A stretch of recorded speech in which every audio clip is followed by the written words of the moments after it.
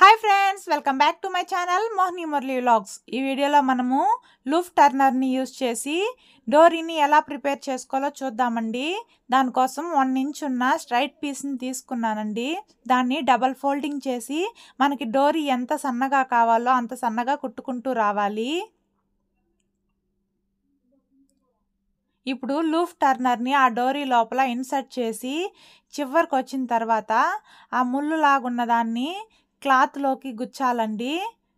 ఆ యూ షేప్లో ఉన్న దాంతో దాన్ని లాక్ చేసినట్టు పెట్టాలి.